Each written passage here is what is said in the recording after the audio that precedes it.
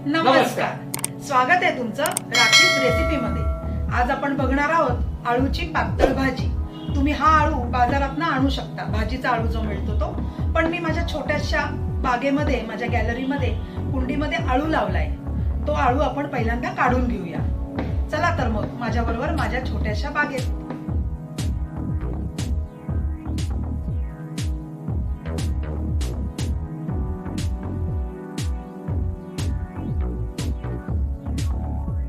आता आपण आपल्या बागेतनं ही आळूची पानं काढून घेतलेली आहेत आणि ही आळूची पानं काढून स्वच्छ धुतलेली आहेत आपण।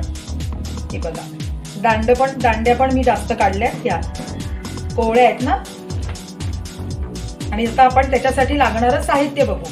तर ही घेतलेली आहे चणा डाळ, हे घेतलेले आहेत दाणे अर्धी वाटी, छोटी वाटी आहे। हे डाळ आणि दाणे आपण थोड्या वेळासाठी भिजत ठेवायचे, म्हणजे ते चांगले शिजतील। त्याच्यानंतर चिंच गूळ, तो पण भिजत ठेवायचा आहे थोड्या वेळासाठी। त्याच्यानंतर फोडणीसाठीचं साहित्य आहे तेल, नंतर मोहरी, हिंग, हळद, थोडं तिखट आणि वरून फोडणी घालायला लाल मिरच्या आणि डाळीचं पीठ। चला तर मग पहिल्यांदा आपण आळूची पानं बारीक चिरून घेऊ। आळूची पानं आपण चिरून घेतली आणि आता आपण ही देठं चिरून घ्यायची। पण ही देठं चिरण्यापूर्वी त्याच्या खालच्या बाजूनी ही अशी पातळ साल निघते बघा देठाची, ही देठं सोलून घ्यायची, त्याची सालं काढून टाकायची। ही बघा, दिसतंय? अशा पद्धतीने आपण ही सगळी देठं सोलून घ्यायची। पातळ साल निघते, थोडंसं नखानी वरती केलं ना ते साल की ते निघतं, एकदम पातळ साल निघतं। तशी सगळी देठं सोलून घ्यायची आहेत आपण आणि ही देठं बारीक चिरायची आहेत या पानामध्येच।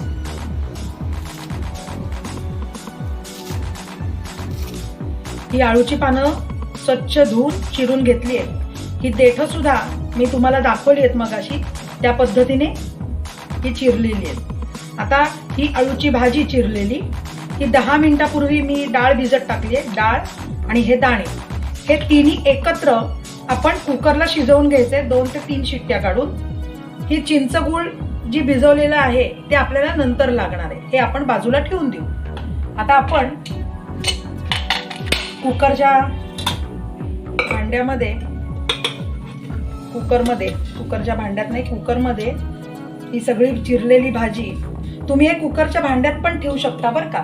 मी आता छोट्या कुकरमध्ये डायरेक्ट ठेवलंय।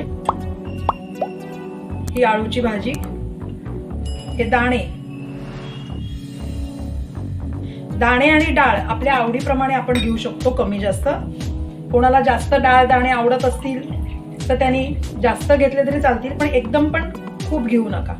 हे डाळ, हे सगळं आपण शिट्टी काढायची कुकरला, थोडं पाणी घालायचंय, शिट्टी होईल एवढं। आणि ह्याच्या 2 ते 3 शिट्ट्या करून चांगलं शिजवून घ्यायचंय।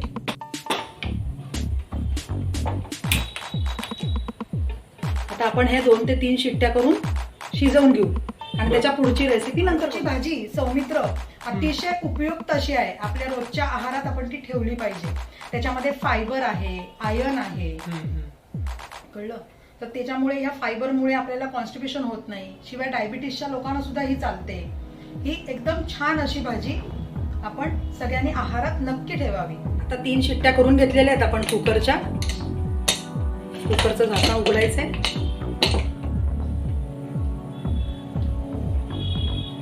आणि आता हे खाली ठेवीच्या साह्याने त्याला चांगलं एकजीव करून घ्यायचंय। गरम गरम असतानाच ते एकजीव केलं ना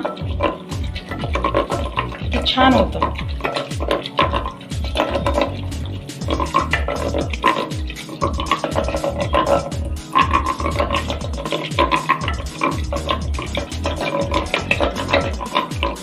हे बघा, चांगली एकजीव झालेली आहे भाजी। आता त्याच्यामध्ये आपण डाळीचं पीठ घालूया, साधारण 2 चमचे। जास्त पण घालू नका, एकजीव करायला व्यवस्थित. अजून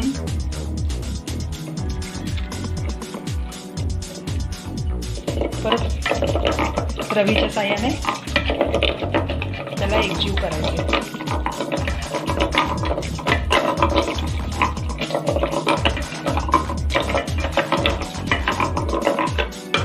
थोडंसं त्याच्यामध्ये तिखट घालायचंय.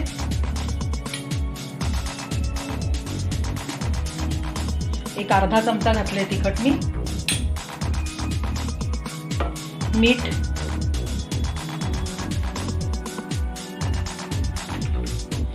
हे चिंच गुळाचं पाणी करून ठेवलं होतं ना ते घालते. फक्त पाणीच घालायचंय का? चिंच गुळाचं पाणी, हो.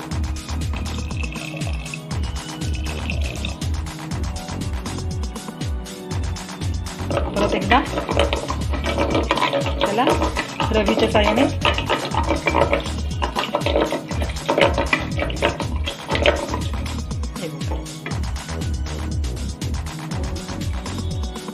थोडंसं पाणी घाला त्याच्यामध्ये रवी धुण्यापुरतं.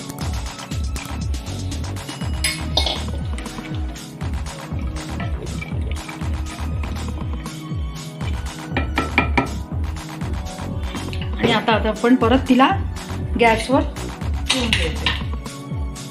याच्या आपण आता शिट्ट्या काढणार आहोत का काय? नाही, थोडीशी उकळी आणणार आहे. आपण डाळीचं पीठ घातलंय की नाही त्याच्यामध्ये, त्याच्यामुळे त्याला थोडीशी एक उकळी येऊ देत.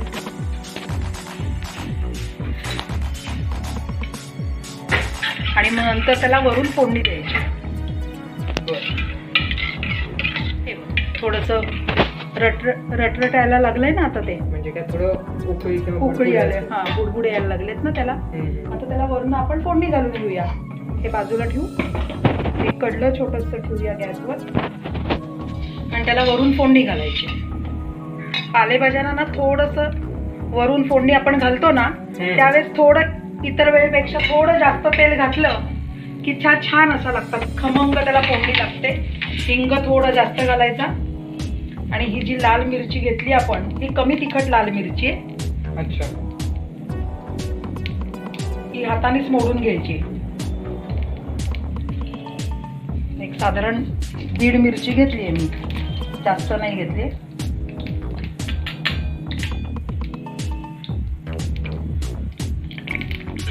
मोहरी घालायचे.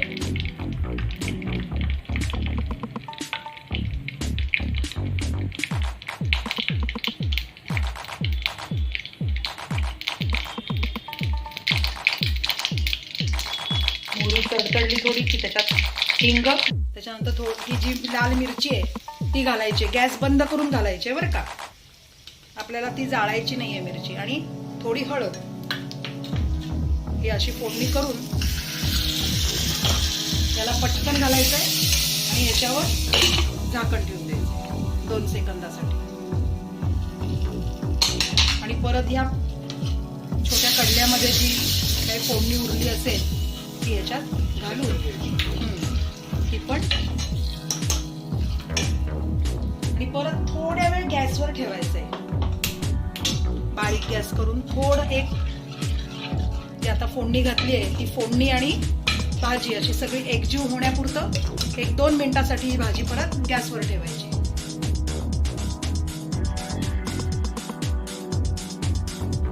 हिंग थोडासा जास्त घातलाय बरं का इतर भाज्यांपेक्षा आपण याच्यात.